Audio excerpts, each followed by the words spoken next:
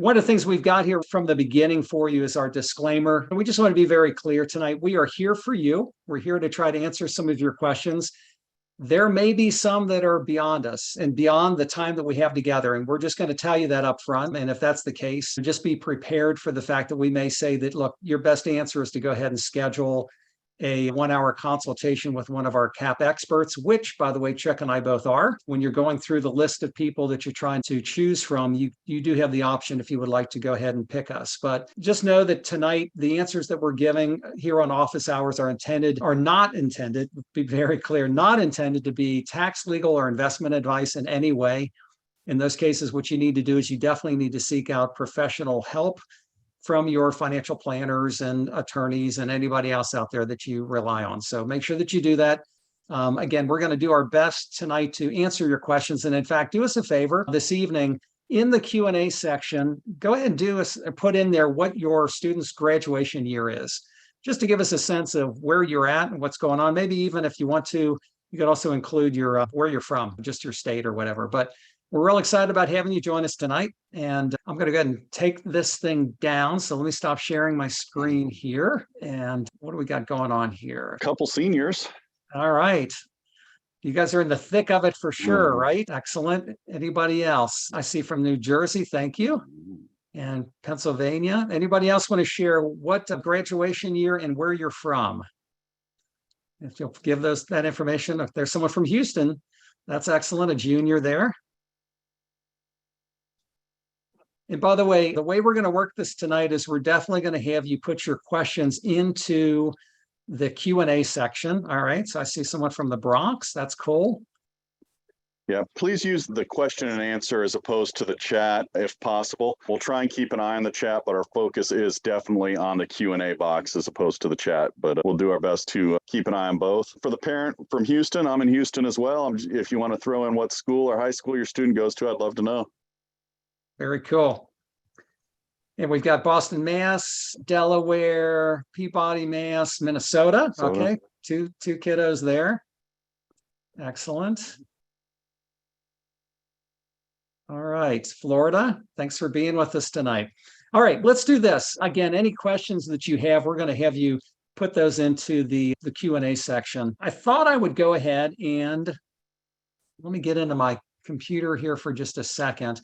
And I'm going to share my screen with you all just so that you can see what's going on with just the ability to use the software. So for those of you that are on tonight, I'm hoping that you all already have the MyCAP software. If you don't, we're here to encourage you to do that. The easiest thing that you can do is you have the ability to go into the mycap.collegeaidpro.com website. And let me show you what that looks like after you get in there and set it up. So this is an example of what the account, what your personal account will look like. In your case, or in the case of your family, what you're going to do is the very first thing is that you're going to actually work on your profile. And the reason that's such a big deal is just think of it this way. And Chuck, I think you would agree with me. Whenever anyone's trying to do planning with the software, the accuracy of the information is paramount. Most important thing you can do. Yeah, because you know what, if you put junk in there, don't be surprised when you get junk out the other end, because the truth of the matter is you've got to be understanding that the factual and the financial details that you give are really going to lead to the final results that come out. But again, you can just see this is an example. This is just a sample case that we've got in the system, but you're putting in all the basics and trying to work through those details, both for the student and for the parents. The other thing that you're working on or doing in this particular case is we're also having you, let me just a second here. I got to move this up a little bit. Maybe that. Okay. The other thing is that we've got a budget.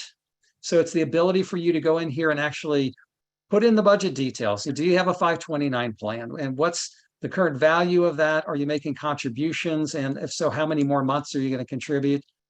Mom and Dad, do you just have a set amount of money that you're setting aside for college? Is there a monthly cash flow amount that you're going to put in there, which would then lead to for your college money, cash flow? What about the students? Are you expecting them to participate? And then finally down the bottom, are grandparents or any other relatives going to help out? So the reason that's so important is because all of those things lead to this page, which is where your expected family contribution comes into play. Now, Of course, your EFC is the starting point for everything as far as we're concerned. And you do need to know that there are some changes coming to this for sure. The federal system is changing it to the student aid index. The institutional will stay the same, but then the consensus, you may not know this, and I found this kind of interesting, Chuck, was that of course, the President's Club has disbanded apparently. And so the whole idea of the consensus stuff has now disappeared. They're not even doing that anymore, which is a good thing, by the way, folks, because the consensus was based on some really select, they were called the 568 President's Club. But they've disbanded because there's a collusion lawsuit that's in the courts right now among a bunch of those schools where they were comparing financial aid offers. So who knows what's going to happen there.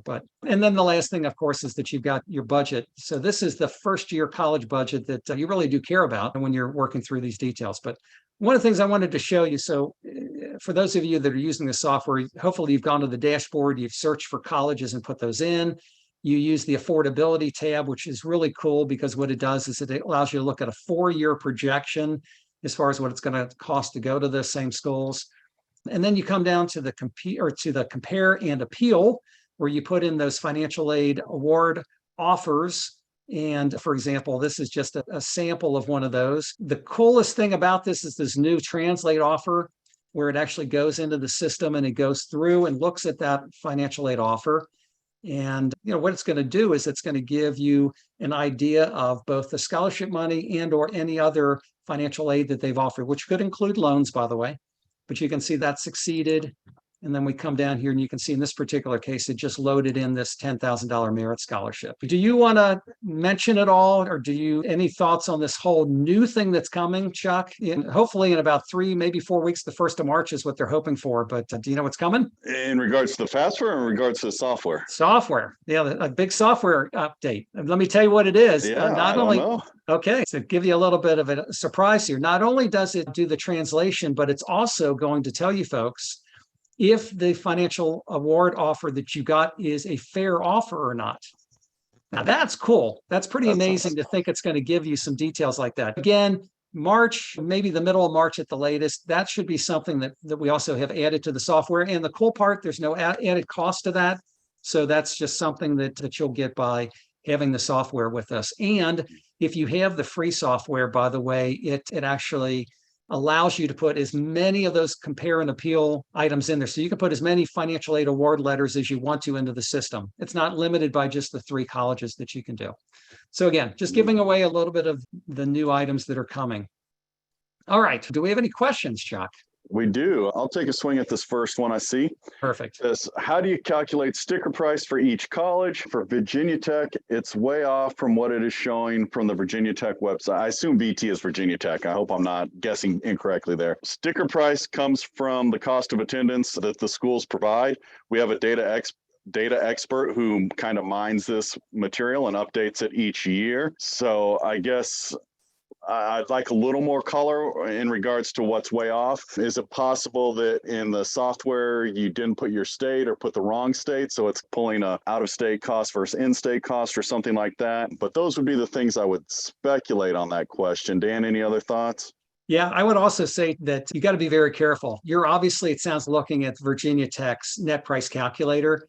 And folks, just realize all net price calculators are not created equally. Just because they tell you that those are the numbers, they may or may not be accurate. I wish I could tell you that they are, but there are times when I can tell you. I mean, I've been using our software for almost 4 years. In fact, I was checking it out today. I started using the software on May the 1st of 2019. It was my very first time of using the College Aid Pro MyCAP software. And I've never been disappointed by the numbers that have come up. So there's got to probably be something that's a disconnect there. Just go back and make sure that you check things out.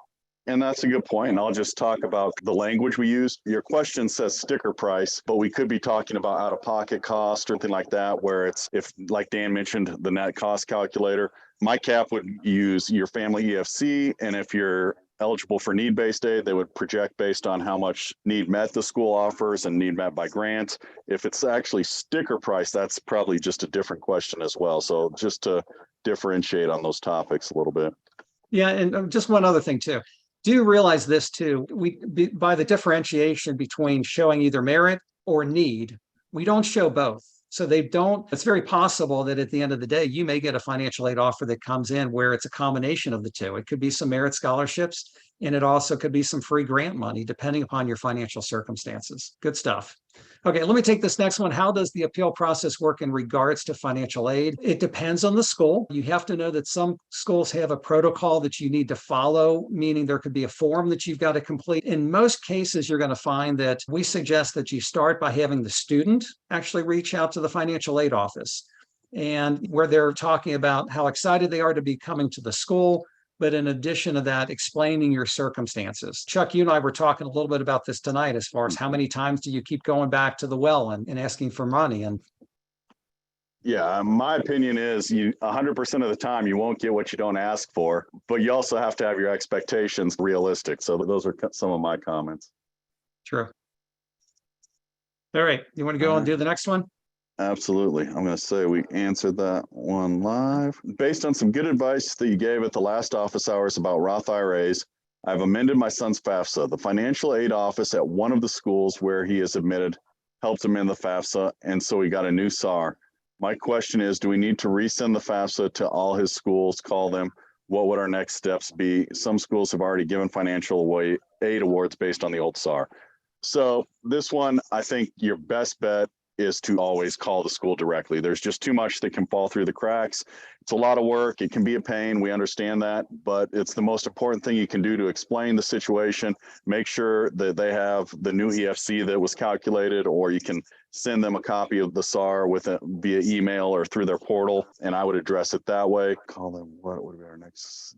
And if you've already got an award, it may come down to an appeal at this point to use the new calculated EFC to appeal for more. But start with calling the schools and have the student follow up would be my suggestion.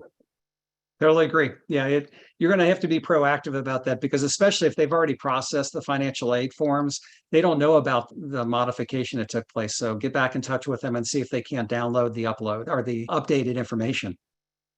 Okay, next one here. When appealing merit-based, what's a reasonable amount to request over what's been offered? I feel like the awards are very low compared to other students we know with similar stats. We aren't getting any need-based. So the question depends on what kind of schools in other schools your student applied to and what those offers look like. Now, if you don't have anything that's coming in that seems like it's a reasonable number, then the question really becomes, what do you think is a fair number? In other words, based on the MyCAP, or what did we show that you might receive? And then maybe you start with that. However, whatever you do, you cannot go to them and say, but MyCAP said, because they're not going to care. They're not going to care about that at all. What you have to do is you got to provide them with the facts that are going to demonstrate why they should offer you some money. Whether from a merit-based standpoint, that's when you're talking merit, not over, which is over need-based, but merit is based on your students' own demographics, what set them apart, those types of things. Need-based is a different story because that's based on your financials. So just make sure that you've got the facts together so that you can go back and have that conversation with them and just ask. Can't hurt to ask. Yeah, I would say use MyCAP to look at the individual schools and see what the average merit-based award is at that school. That's a field in there, right, Dan? Yeah, average merit-based award. And then also take a look at the test scores and GPA of the incoming class and see, are you in the top 25%? And then can you estimate where you would fall in that range? Those are the things that are going to impact that merit award, in my opinion.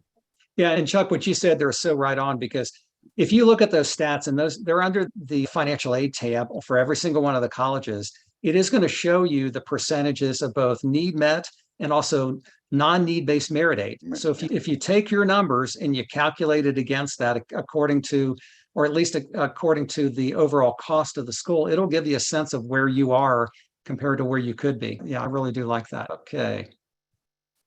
Want me to take this next one? Or? Sure, go for it. Our 2022 tax return will be done on March 4th, since it will be very different from our 21 return. Should we update the FAFSA and CS we've already submitted or file appeals with colleges? I think that's going to be an appeal process, Dan. Do you think it makes sense to update it? Now, it's going to absolutely be just an appeal. Yeah, you can't, there's nothing you can do that's going to really have an impact, especially because here's the thing.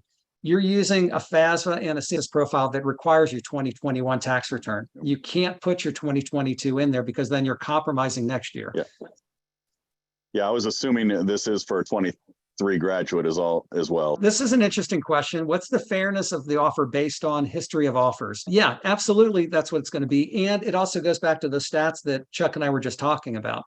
We're able to look at those statistics. And remember, those statistics are reported by the colleges to the public. It's part of the numbers that are reported by them. So if it turns out that they're really not fulfilling what they say, if they're claiming that they're meeting, let's say 80% of need, but the reality is they're only coming out with 30% of need, then we got a problem, folks. And so there's no doubt that's where the system's going to go in. It's going to look at those kinds of numbers and say, hey, there may be some leverage here that you've got as far as the ability to go back and ask for more. So it looks like there's still some questions around the Virginia Tech information. All I can say, and I don't mean to be dismissive, but without knowing what you put into the Virginia Tech website, what you put into, we can see what you put in MyCAP, obviously, but without being able to compare those, we're not going to be able to answer more in depth on the call. I apologize for that. If you want to book an offer, we're happy to dig into that. It looks like from your comment that MyCAP potentially gave you a better award. There may be some substance to that. There's a lot of things that go into the calculation. And just to give you some personal anecdote, and I don't know if this helps your situation, I just had a meeting with a family that I helped out, and we did 13 schools in MyCAP. And of the 13, 7 came back with real awards that were slightly better. 5 came back with awards that were slightly worse, and 2 came back on the dot. So there is a range that happens with these things, and there's no silver bullet. There's no magic number that's always right. I just encourage you to use both as a reference point and maybe go back and review the differences of the information you put in. So I hope that answers your question and gives you enough to go on. Yeah, it's interesting too with the MyFin aid there amount being so much higher. Okay, let's see. On financial aid offer appeals, on the financial aid offer appeals process, some other advisors have advised that we don't ask for a specific amount. But on a recent talk by CAP advisors, it says to ask for a specific amount. Can you please comment on this? I absolutely believe that you should ask for a specific amount. If you give them the ability to give you a dollar amount, then what if they undershoot what you were hoping for? Now, granted, if you go crazy with that number, they're going to look at it and go, how realistic is this person? They're coming in and asking for just an outlandish amount of money. That's why, again, if you use the statistics, it really can help you. And I'm telling you, I had this conversation just the other day with one of the families I'm working with, where we determined that they would be happy with asking for another $5,000 on their schools or on a number of their schools. And that was based on the statistics that we could see where that gap should exist. It should have existed based on the stats that have been presented. I do believe that you should ask for a specific amount. What about you, Chuck? Yeah, I would tend to agree with that. And I think a lot of it's going to depend on your story and the reason you're asking for more, right? If there is substance to why you're appealing, and especially if it's a school you really want to go to and that there's a number that's going to make that difference, I encourage you to buy that number and follow it up with, if we get that number, we're going to commit to attending there. There's a lot you can do, and you can always appeal for more, but the goal is to get your student into the school you want at a price that you're comfortable with. Good students, great schools, great price. And that would be my suggestion. Yeah. You want to take the next one? Sure. Will the new 24-25 FAFSA changes be implemented or delayed one more year? That's a good question. I think, like a lot of things in financial aid, the answer is probably it depends. We've heard that they are shooting to get all the coding changes put into the FAFSA for October, but apparently they have legally until January 1st, I believe is what I've read recently, to get them in.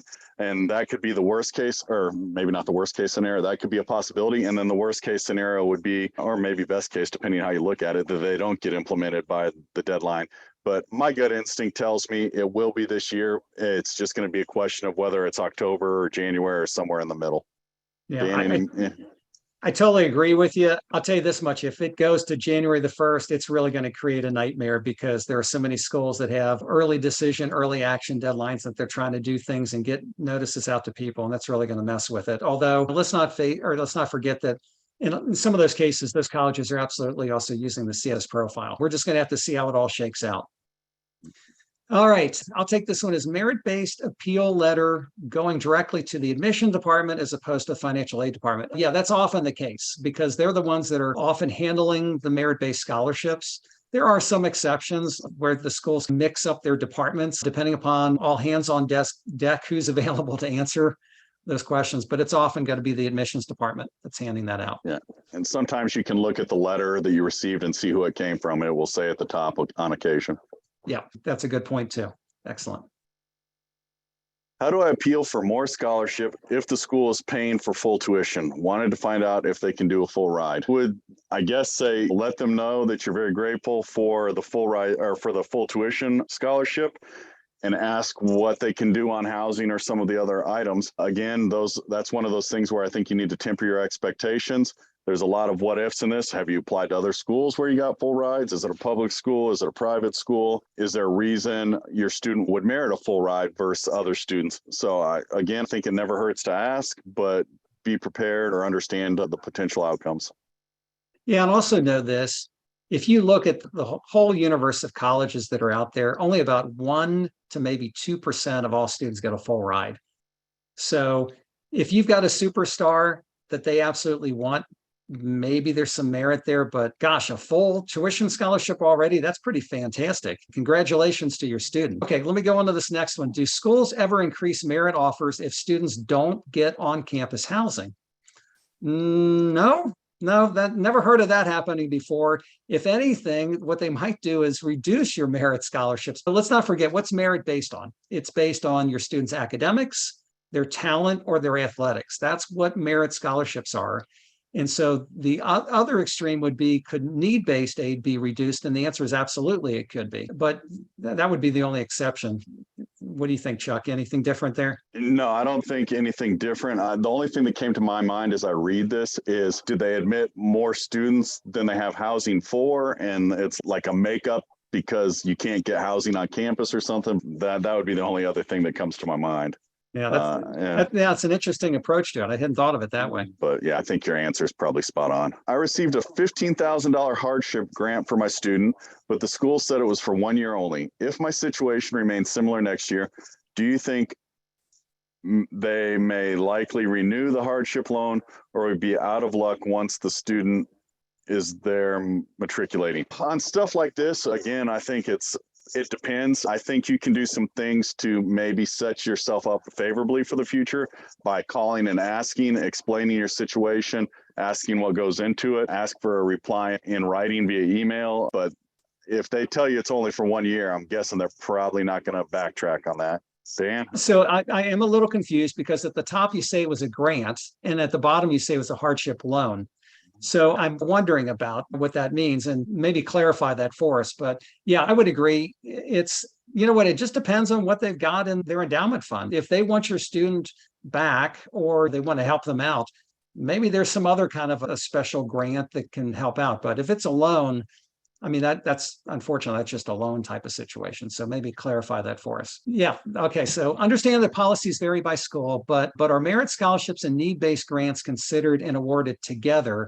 In other words, do admissions and financial aid offices coordinate these awards? Good question. They absolutely ultimately do, because there's a cost of attendance for the school.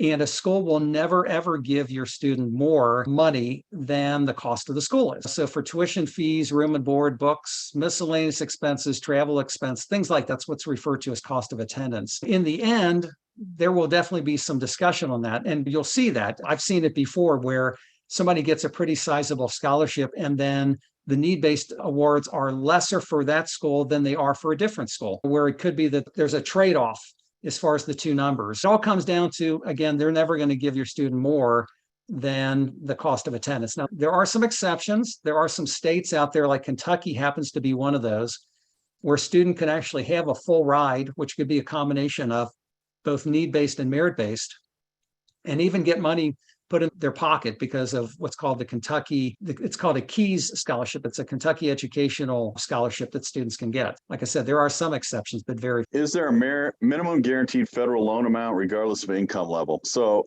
everybody who completes the FAFSA is eligible for the federal direct student loans. It's a total of $5,500 freshman year, $6,500 sophomore, $75 junior and beyond. And then depending on your income, some of that could potentially be subsidized. Otherwise, it will not be subsidized. So I hope hope that's answering what you're looking for. There are Parent Plus loans, but those could be subject to a credit score review that are up to the full cost of attendance, typically depending on your situation.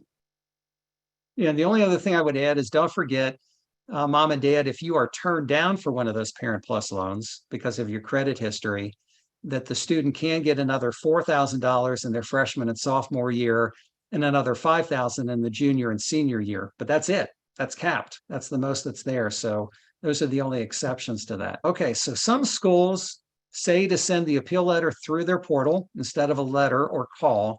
But when you try to send a letter through the student portal, it doesn't go through. That's a quandary, isn't it? Thank you for telling me how to do this. And it says because the format's different. You know what that means? That's a phone call that you're going to have to make to the financial aid office. You're just going to have to talk to them and figure out, is there a different way that you can go about getting them what they need so that they can take a look at your appeal? I could see how that happens. I've had that problem before, even with some financial forms, some financial documents. And did you see down here, by the way, we got clarification on that one. It was a grant. So it was a special grant that they received versus a loan. Hey, we love grants. That's free money.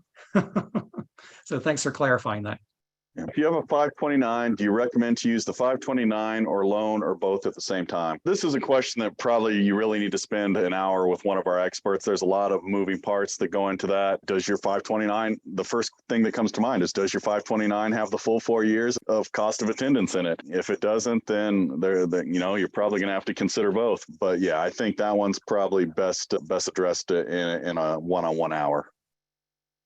Yeah, totally agree. Okay.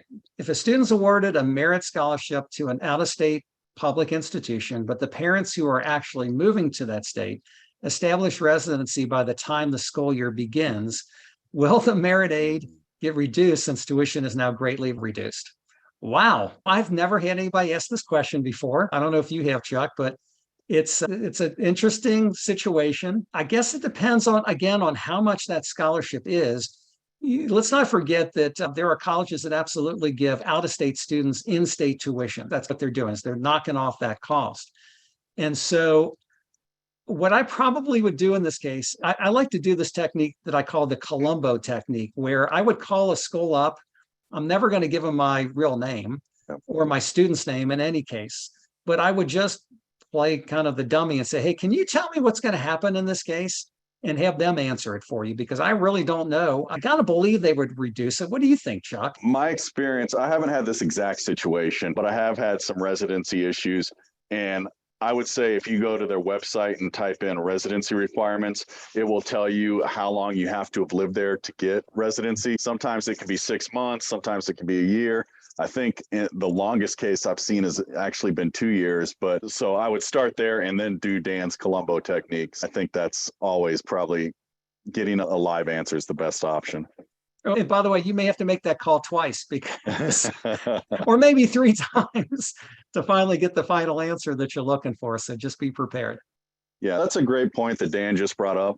As much work as the people on the other end of the phone try to be helpful, sometimes their knowledge is not always the case. So if you get an answer that seems questionable, sketchy, or even like you were maybe brushed off a little, it's worth calling back and trying to get a second person. You don't have to do it immediately. Wait an hour, wait a day, call back, make sure you're talking to a different person and see if the answers line up. If they're different the second time, it might warrant a third call and see which one the next time lines up with. But they have great intentions, but not always the greatest knowledge. And by the way, that happens even if you the phone call to the FASFA people. Yeah, for sure. All right. What do we got? One school offered both unsubsidized and subsidized loans, but the subsidized loan was less than the max allowed for first-year students. Why would they do this? Is this common? Is it something that can be appealed? Subsidized loans are based on need, right? So each school's going to treat need differently. I think you certainly could appeal on that. I don't know what the outcome would be. Dan, any other additional thoughts? No, you're totally right, Chuck. And I've seen this too. I'm sure you have too. You get this financial aid award offers that come through, and this is strange. This school's got $3,500 on it. The other one's got the full $5,500. This one's got part of it subsidized. The other one doesn't. And that does come down to the different price tags associated with the colleges too. That could be driving that. There's any number of things, but I think, Chuck, you're right on. It definitely is worthwhile to at least ask the question and see what happens there. You never know. Okay, we're working on the CS profile for our child who is currently in college. Oh, this is a different one. Form is due on 4/15/23.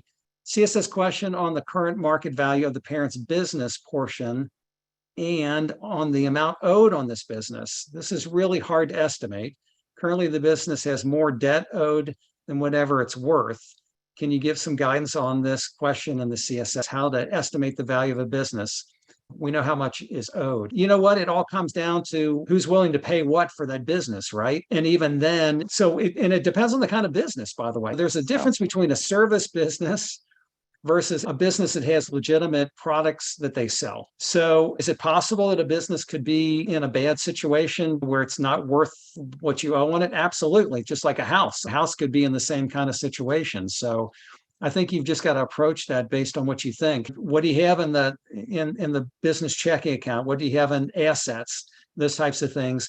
Sometimes people will even go to the extreme of having somebody come and give them an evaluation of the business. It just depends on the kind of business that you have. So that would be my answer.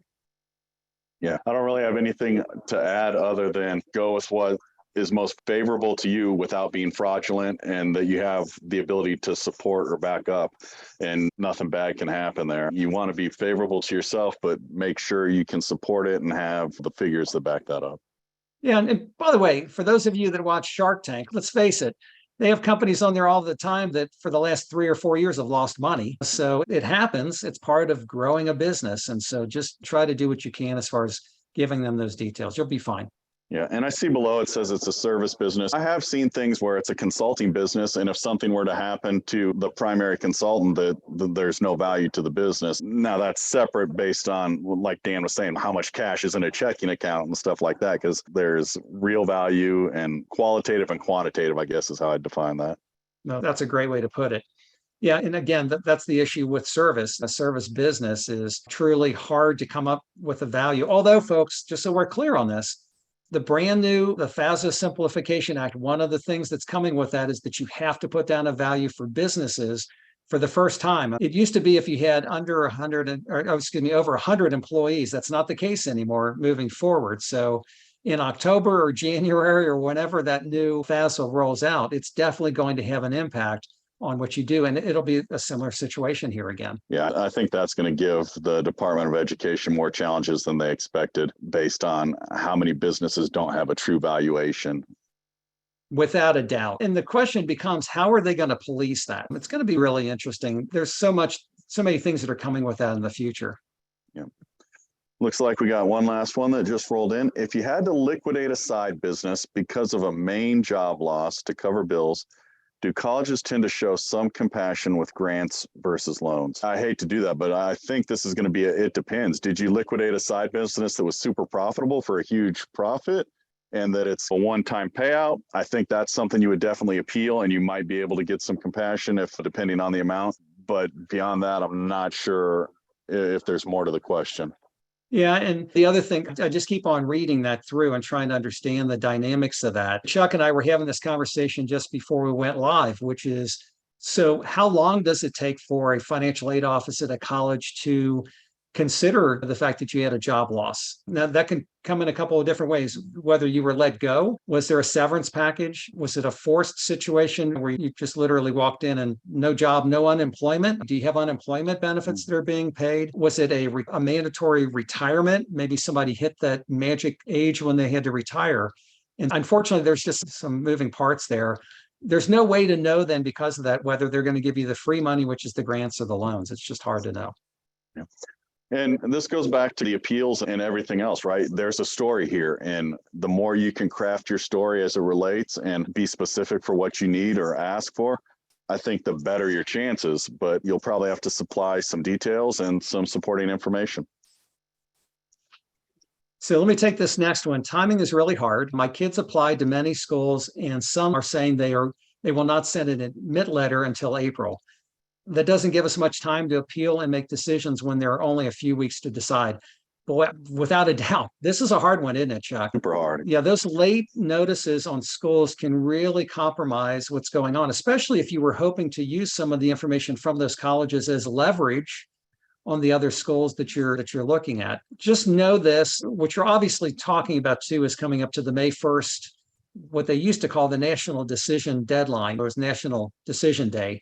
And that's been expanded, although some schools still expect families that they're going to come through and make that decision, or that students are going to make that decision by then to lock in scholarships and so forth. In many cases, if you need to, you can go to colleges and ask, is there the chance for an extension? And they're normally pretty open to that, especially if it's a school that's desperately trying to do everything they can to fill their seats with enough incoming freshmen. They will definitely be open to that.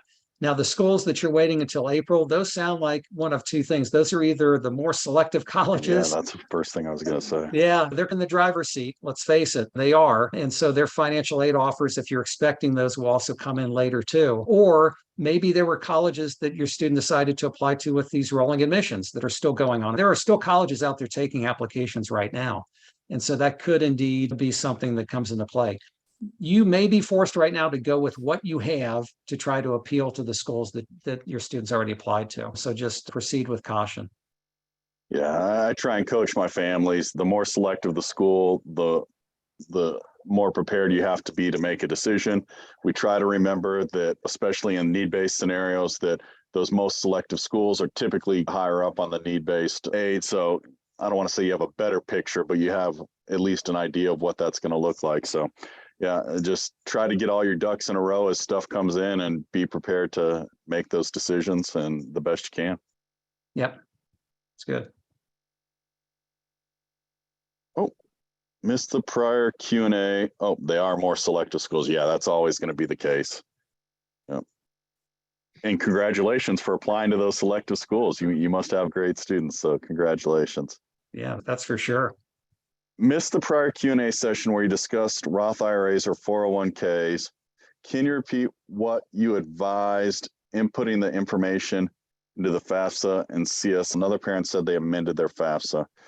I'm not exactly sure what you're asking, but there are certain fields that ask for the information. Sometimes it's required, sometimes it's not. I would say if it's not requiring you to put a data or put it in there, then skip it. My suspicion on the prior question was maybe they put it as an asset as opposed to a retirement account, which would have a dramatically different impact on the EFC. So as long as you completed the application correctly, it would be one scenario. If you put the retirement asset in just general assets where it may have raised your EFC, that would be a different scenario. Dan, do you read that question the same way or?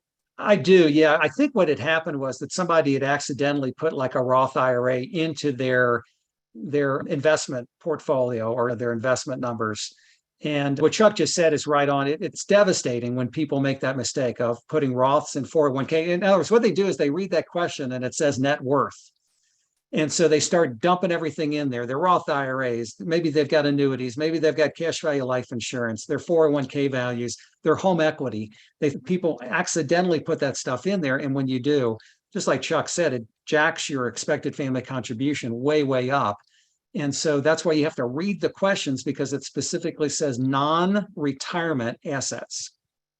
Now, they did something goofy this year, which was the CSS profile required you to list those retirement values and total value down for the first time. It hasn't been there, but they did this year. And we really don't know why, because they're really not supposed to take it into consideration, but they're obviously putting their eye on it somehow to try to figure out what's going on there. Yeah, I'm going to give you a real life example of one I just dealt with kind of along this topic. I'm going to read it from another screen here. I had a client who made a data entry error on the FAFSA. On line 92A, there's a box that says, did you have any contributions to tax deferred pensions and retirement? And my family should have put $1,642 and they put $1,640,291. So basically where the decimal was, they hit a zero in the data entry and it changed their EFC from 30,000 to 700,000. And they called me in a panic and were saying, hey, I didn't get need-based aid anywhere. I have a 700,000 EFC. I only make 100,000. This doesn't make sense. And we had to go through their SAR student aid report. And as soon as I saw that line, I knew that was the source. But data entry matters and it can create a lot of problems. Yeah, and think about that too. What a horrific situation. But Don't forget, everybody, when you go to the very last spot before you hit submit to the FAFSA, you've got the FAFSA summary sheet that comes up and it shows all the numbers right there. So you don't want to just zip through that. You've got to look at every single line and make sure that information is correct, because if you don't, like in that case, what an unbelievable expected family contribution. Anyway, okay. Let's see, can the delta between the net price calculator result and actual need-based award be the basis of an appeal? Is there a certain delta like 10 or 20% that would be needed? Interesting. What you're basically saying is, can you use a college's own numbers against themselves? And you know what? Absolutely, I think you should do that. You should absolutely be able to take those numbers and go back to them and say, wait a minute, all the numbers being accurate, you need to explain to me why you guys predicted that our net price or our cost was going to be this amount, and yet you're coming back this way. So yes, use that as leverage. Yeah.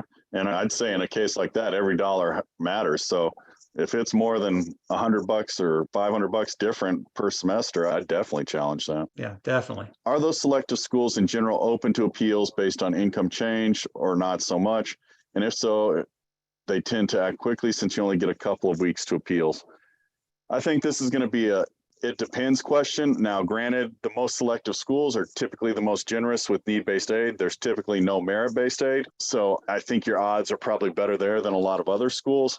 In terms of how quickly they act and how long or what years they'll do it for, I think it's just going to depend, but bring color to your story, be persistent, reach out until you get an answer.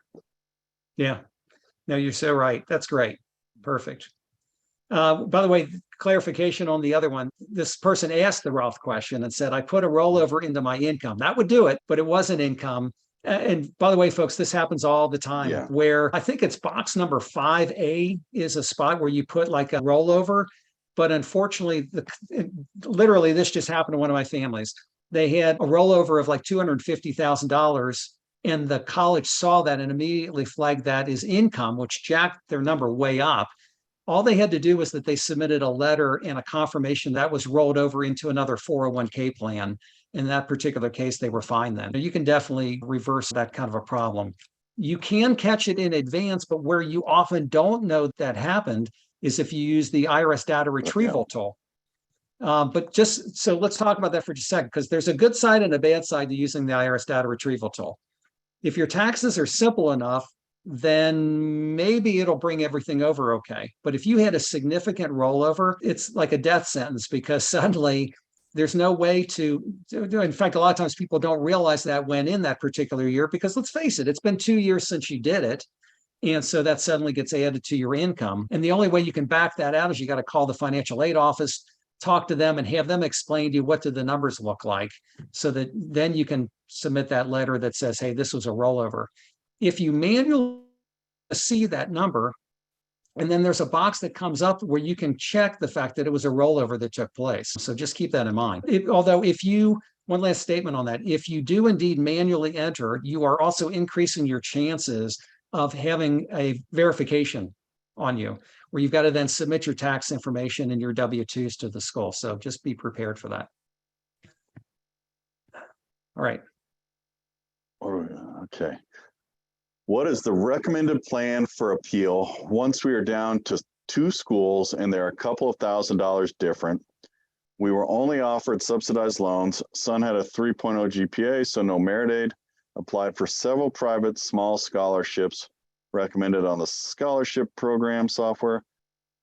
Individualized strategy, but no response yet. This is a tough one. If you only got subsidized loans, I think you got to go back to what we talked about in the appeal process. Where does your student fit within the grade, the GPA, and the test scores for the colleges specifically? What do they give as a percent of need met?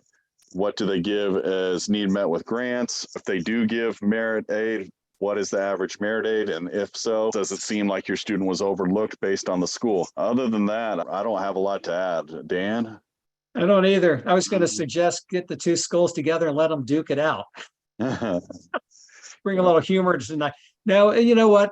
I wish it were an easy answer, but it's not. If you're that close, and if you keep going back and forth with them, the fact that they're already within a couple of $1,000s, it'd be a different story if there was merit aid that was on the table as well. I would just keep doing what you're doing, which is going after some private scholarships. It's the one way for sure that you can help to reduce that cost down. Yeah, I had a client similar to this last year, and believe it or not, they came to me on April 1st and decided they couldn't afford the schools they had applied to. So we started the process over April 1st, used NACAC's like late application list, went through that process and looked for schools that were affordable to them and reapplied. And believe it or not, she did get accepted in small packages to 3 new schools on April 10th. So it can be done as a last resort. And just one more idea for you. I don't know if it's helpful. No, that's good. Yeah, that's really good because that is definitely a running or option out there with those schools that are still doing rolling admission. You want to take this last one, Yep, Dan? Or? absolutely. If you have reduced income in 2022 and W-2 to show for it, reduced by about 50% compared to 2021, put that on appeal as reduced income. Yes, absolutely. That's what we're talking about. You've got, anytime that you're doing an appeal, you have to be prepared to give them the fact, whether that is showing them offers that have come from other colleges. And by the way, colleges know that this happens. They realize that families are leveraging other schools against them.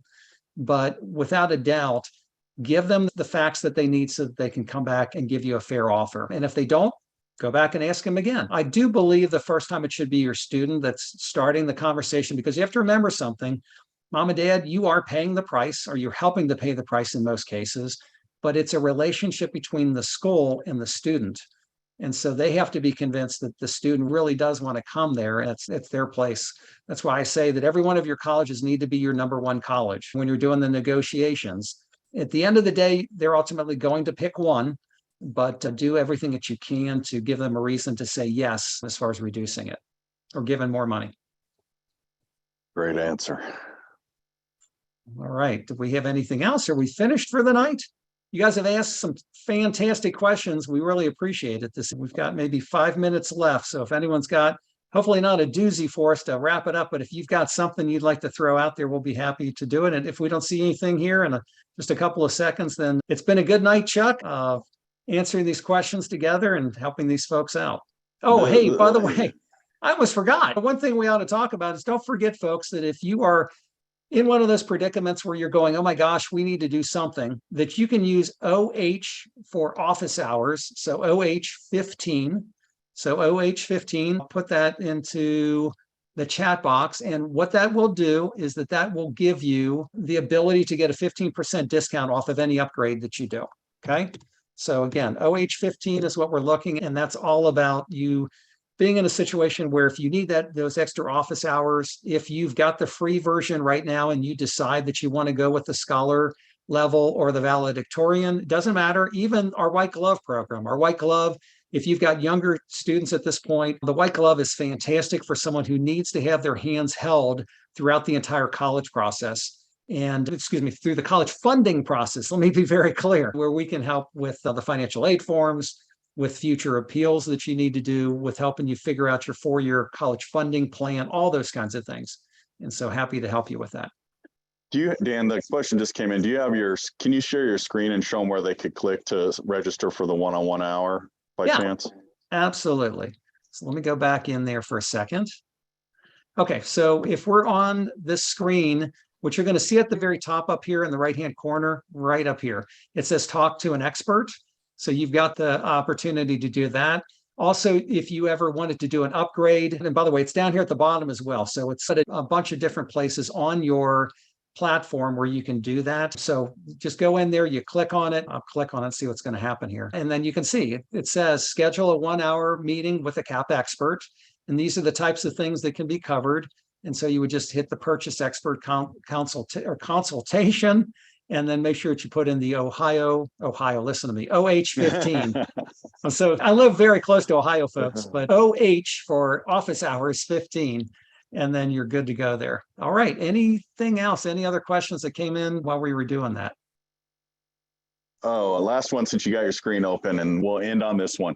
Can you show on a screen where the data is that you mentioned, average merit aid, the test scores, GPA? So you could use Miami University or any of the other ones. Yeah, so this is fantastic stuff here, folks. So what I've done is I clicked on the more information tab here right on the college itself. Hopefully it's going to cooperate here for me. Here we go. And so there's a bunch of things that come in here. So here's all the admissions data points that are listed right here. So this gives you a really good sense of where does your student stack up against other students that are applying to that school. We also have the admit rate. So like Miami University up in Ohio has an 89% admit rate, but here's the financial aid details. This is what we were talking about earlier. So here's the cost of attendance for the school. Shows you that this is a FAFSA only school. And so look at this. Here's the total need met percentage at 64.8%.